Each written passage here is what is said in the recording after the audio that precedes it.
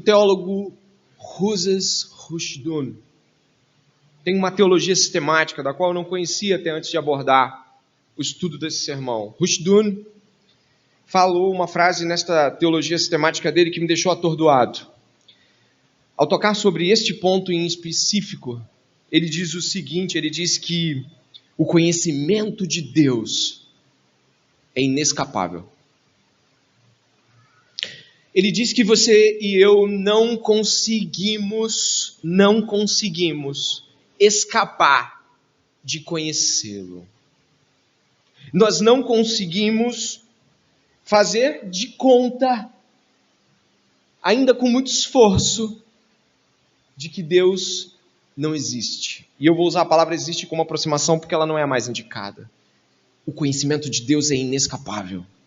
Nós estamos cercados do conhecimento de Deus. Ele fala isso porque o Deus que criou todas as coisas, marcou todas as coisas com Ele. Ou seja, Deus criou tudo e tudo que Deus criou revela Deus, mostra Deus. Por isso, pensar em alguém que nasceu em qualquer lugar, de qualquer época, e que disse, nunca soube nada sobre Deus e, portanto, Deus não existe, não pode ser uma verdade. Ele também fala isso acerca do próprio homem, quando ele diz, e aí eu lanço na tela aqui de vocês, ele faz o seguinte ao dizer sobre isso, porque Deus é o criador do homem. São Paulo, como ele usa a terminologia para Paulo, diz em Romanos 1, 17 e 21, como Davi no Salmo 19 e Salmo 139, que o conhecimento de Deus é um conhecimento inescapável. Nenhum homem pode escapar de conhecer a Deus, pois cada átomo do seu ser, juntamente com toda a criação, é revelação de Deus. A fé, portanto, não é mera opinião ou crença, mas o dizer amém a Deus. Diante desta fala, qualquer tipo de... Eu não sei se eu coloquei esse ponto da apologética, acho que eu não coloquei não, né, Isabela? Mas eu coloquei sim, qualquer apologética. Sabe o que é apologética? É defesa. Defesa. Quando você faz apologética por algo, você está tentando defender um determinado aspecto, ou pensamento, ou uma causa. Ou seja, qualquer defesa, ou teologia sistemática, ou seja, um estudo todo certinho e compartilhado da Bíblia, que tenta provar, Deus está negando. Deus não é um fato entre fatos, que por meio de cuidadosa investigação científica ou filosófica pode ser descoberto ou provado. Antes, Ele é o Criador de todos os fatos. E cada fato testemunha de seu propósito e ordem. Glória a Deus. Ninguém aqui está buscando começar este sermão a pensar, será que o pastor vai provar a existência de Deus? O teólogo fracassa ao começar a provar a existência de Deus. Porque Deus é que criou os fatos. Deus é que criou os homens. Deus é que criou a ciência. Logo, algo que seja submetido a isso é menor que isso. A Bíblia não começa dizendo, primeiro eu vou te dizer por que você deve acreditar que Deus existe. Não, a Bíblia já pressupõe isso. Diz, no princípio, Deus criou. Logo, nós não estamos aqui como teólogos falidos do ponto de vista da tentativa da prova de Deus. Deus é, Deus existe e ponto. A realidade de conhecer se dá a partir desta frase. Deus existe, Deus é. E a partir de Deus ser, a gente começa a entender e começa a conhecer. Não é, me prove que Deus exista para que eu possa começar a pensar em Deus. Não. Deus é. E a partir disso você começa a pensar em Deus. Portanto, qual é o problema, então? Você viu que não é um problema intelectual. Sabe o que é intelectual? Um problema de pensamento. O problema não é um problema de pensamento.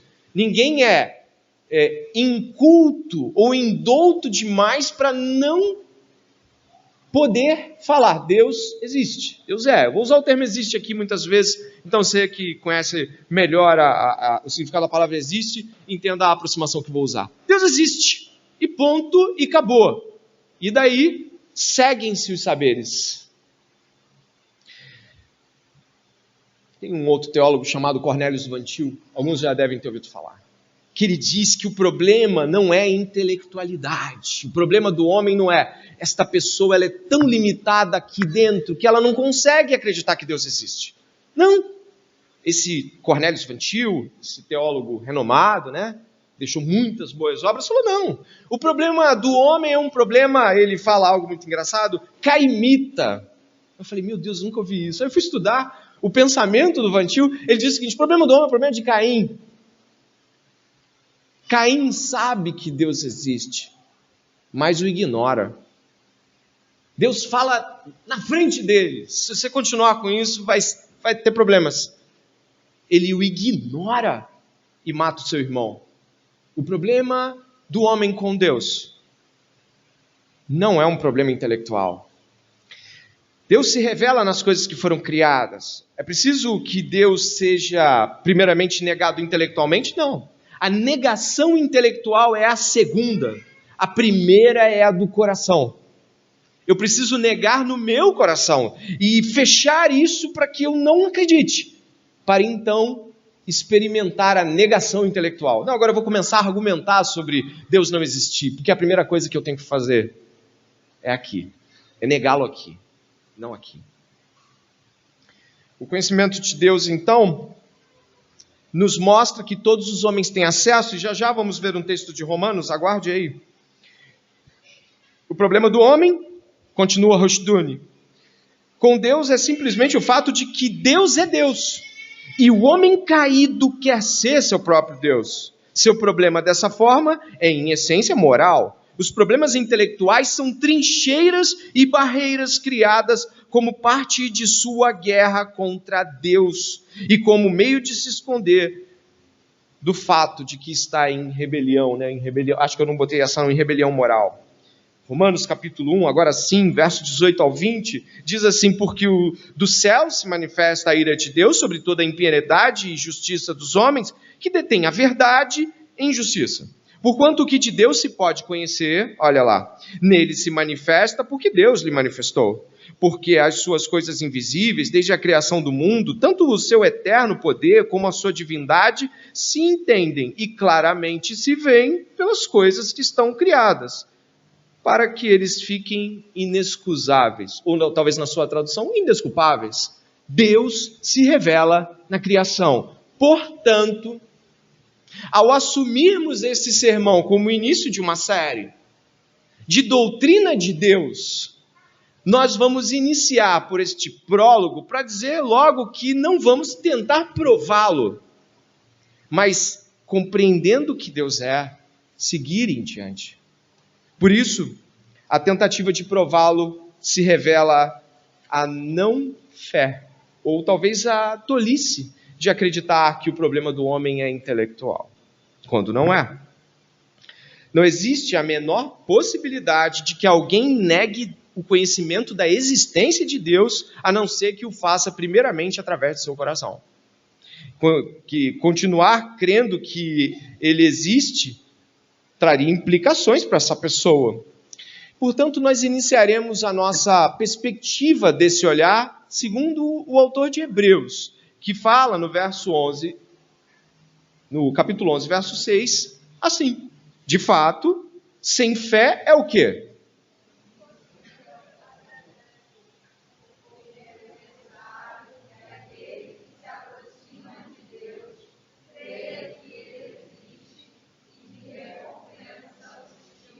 Deus existe e Deus cumpre suas promessas, é por aí que a gente começa. E, portanto, abordar o texto de João, que fala tanto de Deus e fala de uma maneira tão profunda, é primeiro ressalvar, ninguém aqui vai tentar provar que Deus existe, Deus é e ponto. E eu quero começar então olhando com você exatamente para como João trabalha esta perspectiva. Dê uma olhada aí mais uma vez no texto bíblico. No princípio era o Verbo, e o Verbo estava com Deus, e o Verbo era Deus. Ele estava no princípio com Deus. Todas as coisas foram feitas por ele, sem ele nada do que foi feito se fez. A vida estava nele, e a vida era a luz dos homens. A luz resplandece das trevas, e as trevas não prevaleceram contra ela. João está buscando aqui um fino alinhamento com outro livro da Bíblia. Na verdade, João está apostando em explicar os começos tal como Moisés o fez. Você encontra o começo da Bíblia dizendo algo muito parecido. No princípio, Deus criou os céus e a terra. Olha o princípio aí. A terra era sem forma e vazia. Havia trevas sobre a face do abismo e o Espírito de Deus se movia sobre as águas. Então Deus disse: haja luz. E houve luz. E Deus viu que a luz era boa e fez separação entre luz e trevas.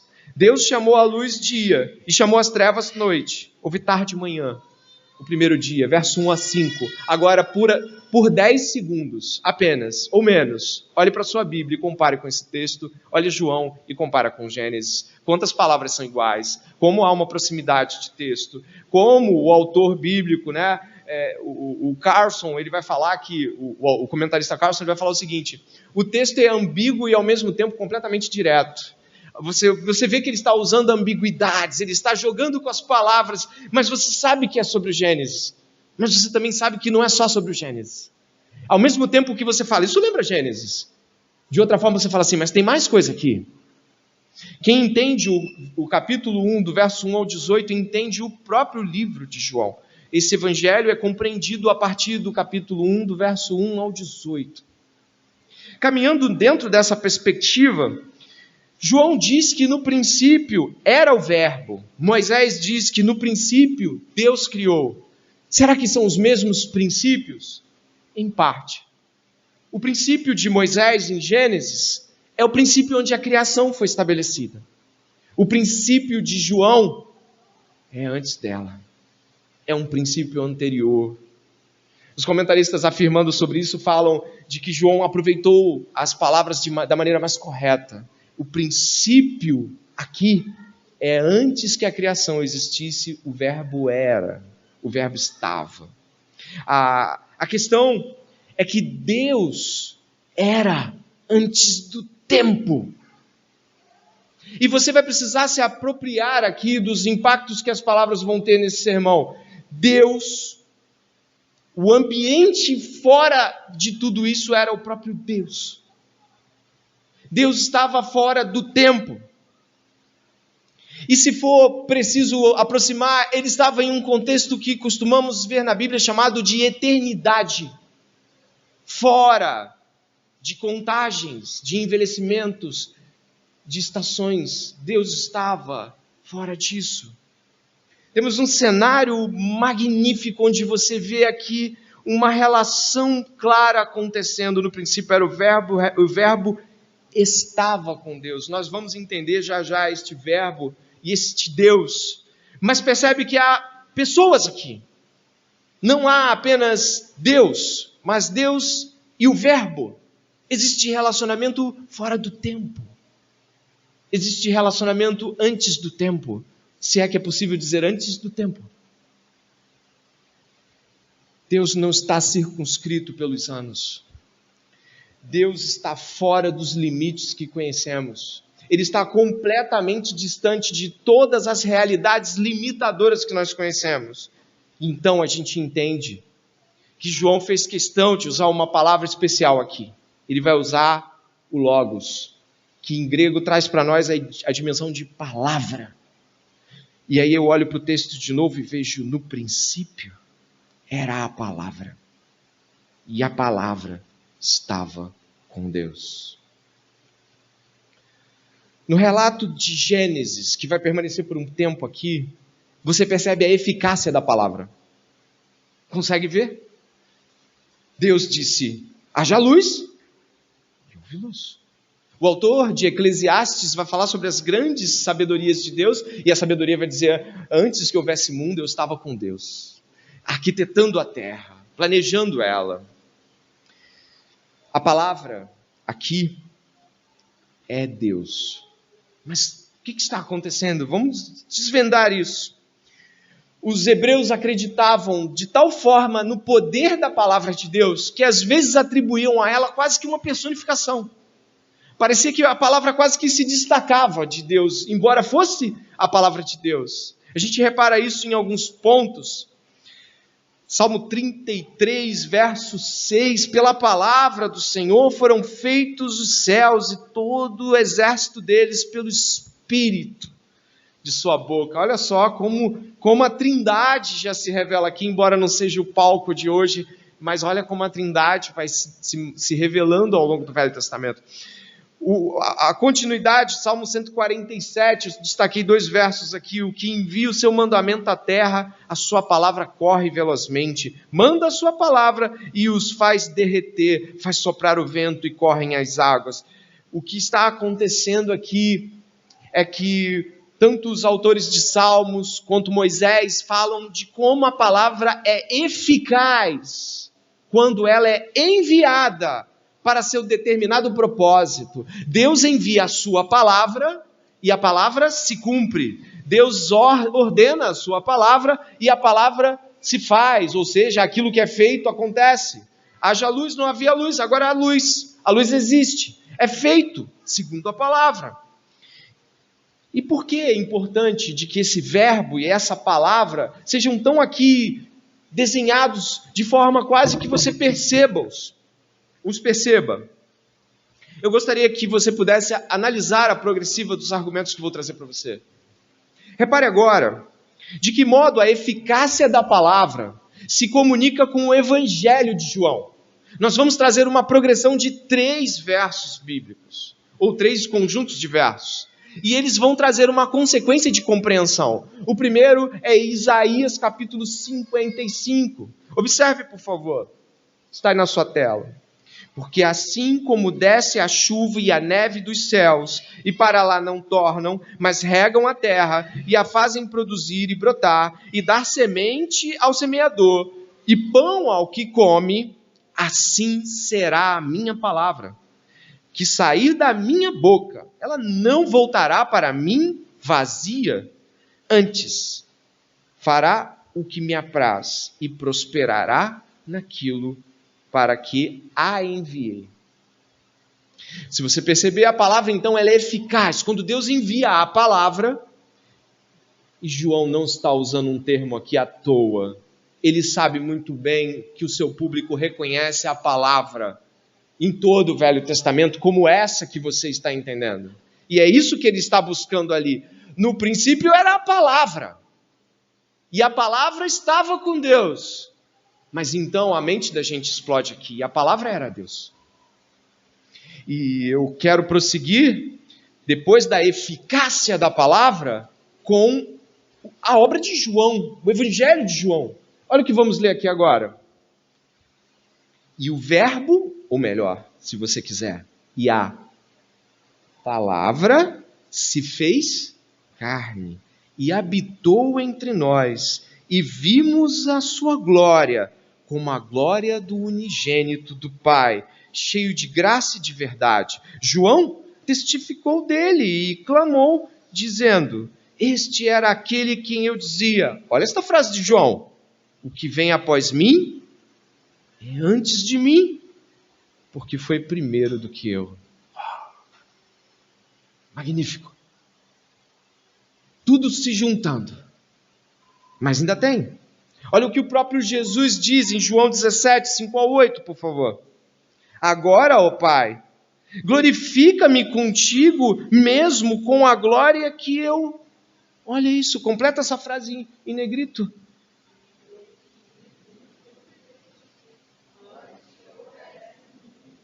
Antes que houvesse mundo. Lá no princípio do Evangelho de João. E continua: manifestei o teu nome àqueles que me deste. Eram teus, tu os deste a mim, e eles têm guardado a tua palavra.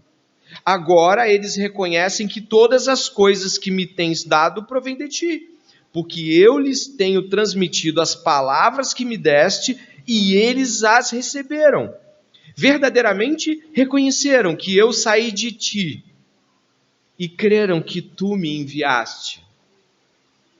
O texto de Isaías aponta que quando Deus envia a sua palavra, ele envia eficazmente. A palavra cumpre eficazmente os seus propósitos. O texto de João em seguida segue, mas a palavra encarnou. A palavra se fez carne. E ela habitou entre nós. E nós vimos a sua glória, como a do unigênito do Pai. Agora o Deus ganha um nome, ou pelo menos um título, o Pai. Então nós temos o Pai, o Verbo que encarna, e que não precisa haver mistério, é Jesus, o Filho do homem que cantamos aqui. Logo, nós abrimos o primeiro verso de João com uma enorme quantidade de doutrina de Deus. Deus é antes de tudo. E antes que houvesse mundo, já havia o Pai e o Filho, o Verbo e o Deus. E todas as coisas, como nós vamos ver, foram feitas por Ele. Aí a gente volta para o singular. Que maravilha! E tudo foi feito por Ele. E nós percebemos esta pluralidade e esta unidade. E eu gostaria que você soubesse que quem escreveu isso foi um judeu monoteísta, javista, ou seja, um rapazinho que desde o começo lá da jornada dele falava assim: ouve Israel, o Senhor vosso Deus é o único Senhor. A gente não está vendo um pagão convertido tentando aproximar Marte, Júpiter, tentando aproximar Zeus, e não, ele não está tentando fazer aproximações, ele está falando aquilo que é o Deus, o único Deus verdadeiro. É o único, mas plural em pessoas. Acabamos de ouvir sobre a doutrina de Deus, mas temos um relacionamento aqui. Não temos um Deus carente pelos cantos, mas um Deus que não está sozinho e que envia o seu Filho. E é onde nós estamos vendo aqui agora. Houve um envio. Eu gostaria de avançar e antes de seguir a jornada, o impacto que tem você olhar o verso 1 e com a mente que você recebeu agora, com a análise que você fez, eu volto meus olhos para o texto, você volta os seus olhos, e eu consigo ver que, olhando para esta frase, eu posso com muita certeza dizer: antes de tudo, era a palavra, no princípio, antes da criação, antes que houvesse tempo. E a palavra estava com Deus, havia um relacionamento, haviam pessoas. E a palavra era Deus. E aí quando João joga a palavra era Deus, e depois a palavra encarna, 1,14, Jesus é Deus. Jesus é Deus. Dá uma olhada no verso 18. Ninguém jamais viu Deus. O Deus unigênito que está junto do Pai é quem o revelou. Jesus, que há 2000 anos andou aqui, habitou entre nós, fez discípulos, tinha nascido de Maria, morreu e padeceu sob Pôncio Pilatos e ressuscitou o 3º dia, no domingo. Este não era só mais um filho de Davi, de tantos outros que nasceram. Ele era Deus. E o era aqui é uma apropriação limitada para dizer do passado dele na terra. Ele é Deus. Quando você ora em nome de Jesus, você está orando em nome de Deus. Você está orando a Deus, com Deus, através de Deus. Por isso, meu irmão, minha irmã, essa primeira frase a qual nós passamos aqui, severos minutos, e poderíamos continuar, e se ficássemos falando de logos aqui, não ia acabar. Jesus é Deus. Cantamos músicas agora há pouco sobre Jesus, mas Ele também é homem. E isso é maravilhoso. Esta semana eu estava conversando com uma irmã sobre isso, citando uma menção de A.W. Tozer. O teólogo A.W. Tozer disse certa feita assim: quando você for adentrar os portões celestiais eternos, Você vai começar olhando para os lados e aquilo tudo é maravilhoso. De fato, é tudo maravilhoso. É claro, ele está criando uma ideia da coisa, não precisamos afirmar categoricamente, mas ele fala, você olha para a direita e você vê um ser de 12 metros de altura, 6 asas, completamente amável, gentil e terrivelmente poderoso. Você olha para a esquerda e você vê seres luminosos, brilhantes, conversando entre si. A natureza exuberante. Vocês estão um pouco assustados com aquelas coisas todas enormes e terrivelmente maravilhosas. Então vem caminhando na sua direção algo que você conhece. E você identifica, é um homem. É um homem. Eu conheço homens. Eu vim de um lugar onde a gente sabe o que é um ser humano. E então ele vem se aproximando. Sorri. E é claro, aqui eu faço um cenário para isso, mas te chama pelo nome. É Jesus. O Deus homem, que habitou entre nós, vestido de glória e majestade, nunca deixou de ser homem, para que os homens se chegassem a Deus. Deus se fez homem. Maravilha. Glórias e glórias ao nome de Jesus. Aqui desse lado da eternidade, o nosso impacto em relação a falar com Deus é sempre terrível. Porque Paulo caiu, João no chão. Se você ler a Bíblia, o impacto do Deus glorioso é sempre terrível. Isaías não sabia o que fazer. Quando Pedro, Tiago e João subiram o monte da transfiguração com Jesus e apareceu Moisés e Elias e a coisa toda começou a ficar diferente, eles não sabiam nem o que dizer. Fazemos uma tenda e a gente bota vocês, o que se diz aqui? O que se faz? Um dia, um pastor de animais estava ali e despretensiosamente olhou uma planta pegando fogo, mas ela não se consumia. Então se revela um Deus glorioso para falar com ele. Não a planta, não o fogo, mas na planta e no fogo, mas ali, naquele chamariz para os olhos dele. Nós temos um tremendo anseio por definir Deus. Preste bem atenção. Nós acabamos de falar sobre não tentar prová-lo, correto? Não vamos tentar provar que Deus existe. Deus existe, Deus é, ponto. Mas depois que a gente tenta passar por esta prova, a gente quer tentar definir Deus, tentar categorizá-lo, tentar colocar ele num lugar para a gente poder ter mais controle sobre a vida, não é? Mas então, em Êxodo capítulo 3, verso 13 ao 15, esse Deus se apresentou a Moisés e falou, eu quero que você liberte meu povo. Imagine ele baratinado. Você não estava preparado para aquilo. Você só estava em mais um dia de apacentamento de animais, sujo, com sede e talvez querendo voltar para casa. Ele se apresenta. Ele se apresenta e diz, olha, meu povo está padecendo. E ele conversa com Moisés com a clara certeza dele, claro, de que ele conhece Moisés. E Moisés é que não conhece ele. Então ele está falando com Moisés e de repente, olha, eu quero que liberte meu povo. Você vai lá e você vai se mostrar, você vai fazer determinadas coisas e vai dizer que eles vão e tem faraó e tudo aquilo. E eu imagino a mente de Moisés assim, eu estou falando com quem? Quem é você? Quem eu digo que é você? O que é você? Como é que se fala você? Você tem nome? Então ele pede uma definição. Ele quer que Deus dê um norte para ele. Eu estou falando com quem?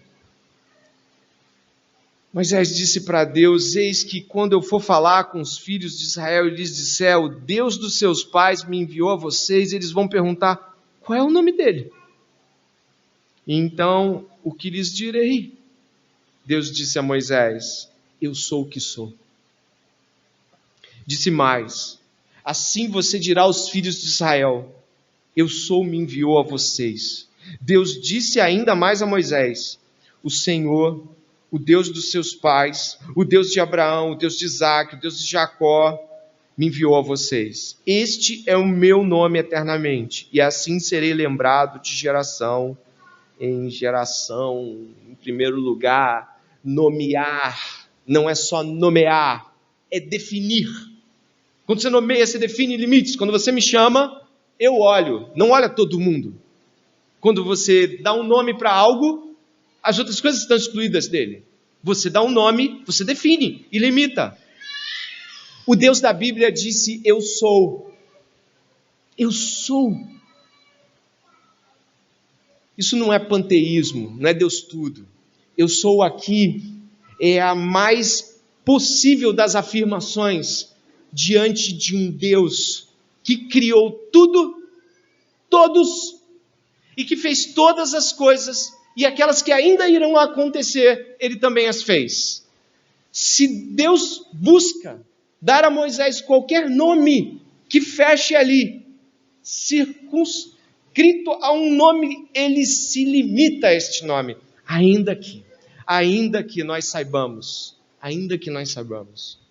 que Jesus, ou Deus salva, que é assim que o nome dele é traduzido, o Deus que salva, Jesus é Deus eterno. E quando João aproxima Jesus aqui, o verbo do Deus, as coisas se ampliam. E o nome de Jesus traz a compreensão da sua missão, o Deus que salva. Por isso, eu gostaria de que você soubesse que para os homens daquela época, nomes eram muito valiosos. Com os nomes, eles poderiam dizer qual é a utilidade daquele Deus. Vênus, Marte, Mercúrio, Jano, Zeus, nos nórdicos, Odin. Eles tinham nomes para que eles pudessem se relacionar com a função daquele Deus. Dizer assim, esse Deus faz isso, o nome dele é esse. Mas Deus se recusou à proposta de Moisés e lançou uma outra perspectiva. Eu sou. Eu sou. É difícil você dizer para alguém que fala, sobre o Deus da Bíblia, apenas uma perspectiva de quem ele é. Por isso que quando ele vai se revelar para Israel e as coisas vão andando, ele é o Deus da guerra, ele é o Deus que cura, Deus é a bandeira deles, é o Deus que salva. Deus ganha vários títulos, mas não nomes. O Adonai, o governador, aquele que governa, na verdade, nas últimas consequências, é Yahvé. Eu sou. Por que isso é importante para você e para mim? Porque nós estamos diante de um Deus ilimitado. Nossas necessidades, todas elas, por mais que nos pareçam impossíveis, são pequenas diante de eu sou. Ele está acima e transcende todas as necessidades humanas, realidades humanas, pretensões humanas. E diz para nós muitas vezes coisas tais como que os meus pensamentos não são os pensamentos de vocês. Nós estamos diante de um Deus que está além de tudo isso, mas que ao vermos que o Verbo encarnou, temos um Deus que se importa com tudo isso. Ao mesmo tempo que temos um Deus que não se afeta porque ele não perde glória, santidade, não muda, Malaquias 3,6, ele não muda, permanece, nós também temos um Deus que não está alheio a nós. O Verbo se fez carne, padeceu como homem, para salvar os homens. E essas duas coisas são muito importantes. O Deus Todo-Poderoso que não tem nada que o pare, o detenha ou faça retroceder quando ele deseja fazer algo. E nós temos o Deus que se importa e que encarna. E é o mesmo Deus. E por isso entender que o Verbo se fez carne e que o Verbo é Deus é importante para nós. Avançando para os 15 minutos finais desta preleção, Nós temos um Deus que não somente fez todas as coisas. Aqui eu quero que você observe o texto de João. Ele está dizendo, ele estava no princípio com Deus. Todas as coisas foram feitas por ele. E sem ele nada do que foi feito se fez. Ou seja, nós estamos falando de um Deus que criou todas as coisas. Mas repare como Deus fala com Moisés. Eu sou o Deus de Abraão, eu sou o Deus de Isaac e sou o Deus de Jacó. Ele não apenas fez o homem, ele fez as histórias. Ele guiou Abraão para que Abraão tivesse determinada história concebida por Deus que apontaria para nós no futuro. E ele fez isso com Isaac também. E ele fez isso com Jacó. E ele fez isso com Moisés. E ele fez isso com Raabe, com Josué. Ele fez isso com Davi. Ele fez isso com Elias. Ele fez isso com Jeremias. Ele fez isso com você. Ele fez a sua história. Todos os seus dias estão contados e determinados, sem que nenhum deles houvesse. Salmo 139. Nós estamos diante de um Deus que fez todas as coisas. Como? E aí aplico-lhe a palavra de Deus. Temer o futuro. Como? Como podemos temer o futuro? Como podemos ficar apreensivos com o que ainda vai acontecer? Nós estamos diante do Deus. Quando Paulo fala aos Tessalonicenses e diz assim, que maravilhoso, vocês abandonaram os ídolos todos e passaram a crer no único Deus verdadeiro.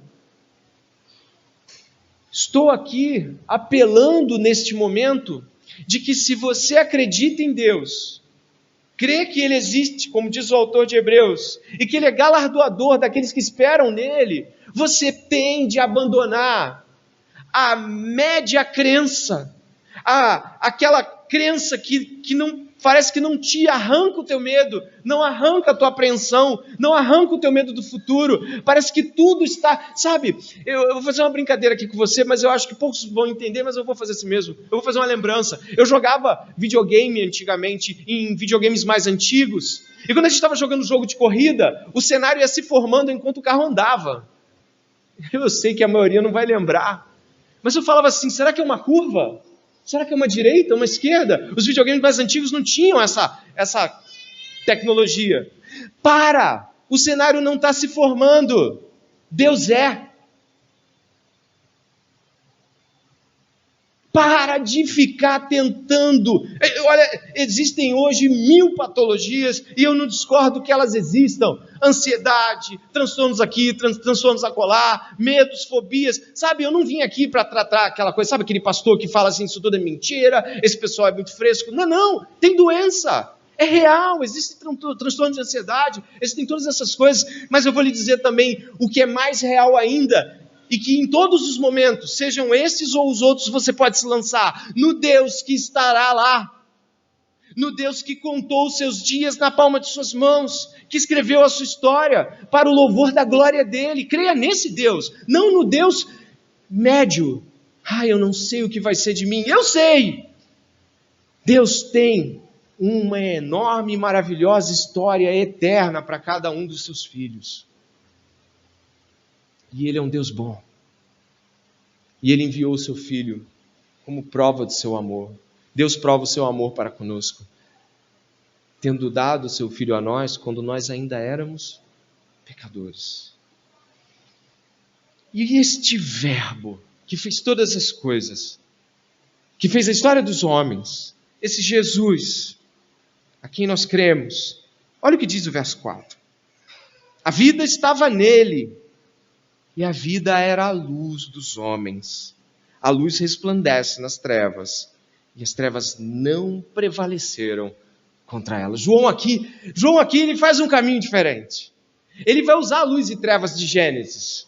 Por isso você sabe que já não está falando mais daquele momento do dia, criando o dia, afastando as trevas da noite de Gênesis. Já não é mais. Ele se apropriou da terminologia luz e trevas. Mas aqui, e ele não está criando nenhum dualismo, ele está falando sobre o império das trevas, sobre Deus, sobre o mal desse mundo, sobre a vitória de Jesus. A luz prevalece sobre as trevas. Se você puder acompanhar ainda aí mesmo, o verso 6 vai dizer assim: houve um homem enviado por Deus, o nome dele era João. Este veio como testemunha para testificar a respeito da luz, para que todos viessem a crer por meio dele. Ele não era a luz, mas veio para dar testemunho da luz, a verdadeira luz, que vinda ao mundo, ilumina toda a humanidade. O Verbo estava no mundo.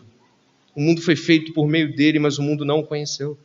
Veio para o que era seu e os seus não o receberam. Mas a todos quanto o receberam, deu-lhes o poder de serem feitos filhos de Deus, a saber, aos que creem no seu nome, os quais não nasceram do sangue, nem da vontade da carne, nem da vontade do homem, mas de Deus. Você não nasceu porque seus pais decidiram. E isso traz uma dimensão muito grande. Mas ainda, quando você pensa, eu recebi Jesus, não. Vontade de Deus te trazer para Ele. Completa vontade de Deus.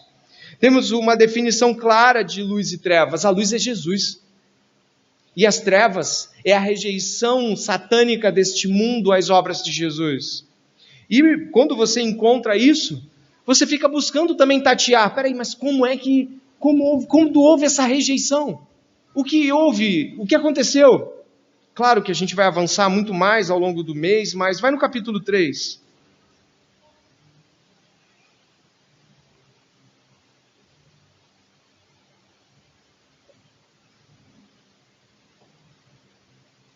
No verso 16 diz, e continua dizendo o que já lemos, porque Deus amou o mundo de tal maneira, que deu seu Filho unigênito, para que todo o que nele crê não pereça, mas tenha vida eterna. Porque Deus enviou o seu Filho ao mundo, não para que condenasse o mundo, mas para que o mundo fosse salvo por ele. Quem nele crê não é condenado, mas o que não crê já está condenado, porque não crê no nome do unigênito Filho de Deus.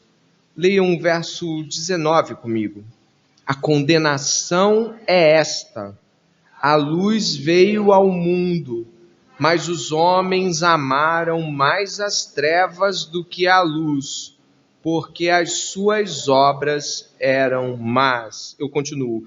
Pois todo aquele que pratica o mal detesta a luz e não se aproxima da luz, para que as suas obras não sejam reprovadas. Quem pratica a verdade se aproxima da luz, para que as suas obras sejam manifestas, porque são feitas em Deus.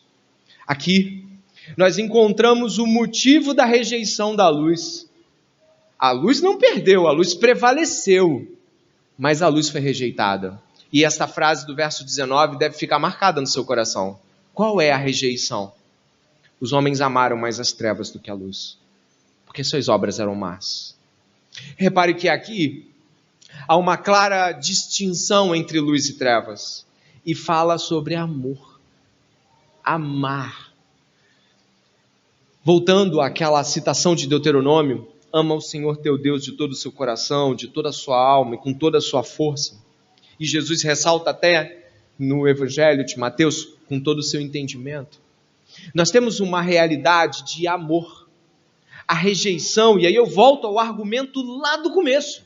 A rejeição a Deus, aquela rejeição que o ateu pratica, dizendo Deus não existe, não é intelectual, é de coração, é do que você ama, do que você anseia, dos seus desejos mais profundos. A rejeição a Jesus é uma rejeição de coração. Você entendeu, mas agora você tem que amá-lo. Você entendeu, mas agora só pode ser Ele. Você entendeu, mas agora não pode ser mais outras coisas. Nada mais pode tomar esse lugar é dele. João lamenta profundamente o estado da humanidade. Amaram mais as trevas que a luz. Talvez tenham flertado com a luz, talvez olhado e admirado a luz, mas amaram mais. E amar mais aqui não é nenhuma questão de amar um pouco mais ou um pouco menos, mas de realmente amar. Amar e se entregar. Eu gostaria de caminhar para a conclusão deste sermão, no qual compreendemos a realidade da eternidade de Deus, de que o Verbo é a palavra, e a palavra é Jesus. Sim, Jesus é a palavra encarnada, é assim que o Verbo é chamado quando ele encarna, Jesus Cristo. e que nós não deveríamos, eu sempre estou batendo nessa tecla, mas eu preciso bater mais. Nós não deveríamos temer o futuro. É uma tremenda afronta a este Deus. Este Deus está à frente, adiante, por detrás, sobre, antes de todas as coisas. Nós não deveríamos temer as coisas que Satanás tenta contra nós. Eu fiz um destaque nesta conclusão a uma frase de um livro que eu estou lendo para as minhas filhas, o Silmarillion, do Tolkien. Nesse livro, que é uma ficção, o autor, ele faz uma ideia de criação. Só que é diferente e parecido com a nossa. Mas tem um diabo lá também. O diabo chama-se Melkor. Um diabo. Só que é uma criação, é um tipo de criação paralela. É uma ideia parecida com a nossa em alguns termos. E então, esse diabo, ele começa a tomar posições e atitudes contrárias ao Deus desse livro, que é uma alusão ao nosso Deus. Então, esse Deus se coloca, e olha bem para esse diabo, leia o livro, você vai gostar. Ele coloca-se à frente de todos os anjos, e esse diabo lá também que está arrumando de fazer as coisas do jeito dele, e ele solta uma frase, o autor cunha uma frase, que você deveria refletir quanto à soberania de Deus sobre todas as coisas. Repare só, ele diz assim para esse diabo: e tu, Melkor, verás que nenhum tema, e ele está falando sobre composições musicais, o mundo é criado por meio de composições musicais, e esse diabo quis fazer sua própria música. Verás que nenhum tema pode ser tocado sem ter em mim sua fonte mais remota. Nem ninguém pode alterar a música contra a minha vontade. E aquele que tentar provará não ser senão meu instrumento na invenção de coisas ainda mais fantásticas que ele próprio nunca imaginou. Não tenha medo do diabo. Não tenha medo do desemprego. Não tenha medo dos infortúnios da vida, das doenças. Não tenha medo de possibilidades terríveis que podem se abater.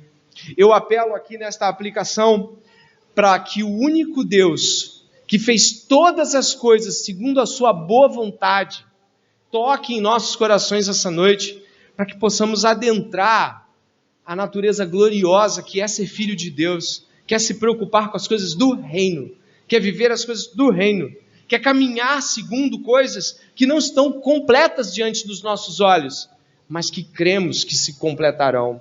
Ore comigo neste momento e peça a Deus que tudo isso que você ouviu traga profundas considerações no seu coração. Deus, em momentos desse sermão, pode ter falado coisas muito específicas com você. É o momento de falar com Deus nessa hora. É o momento de ir até Ele.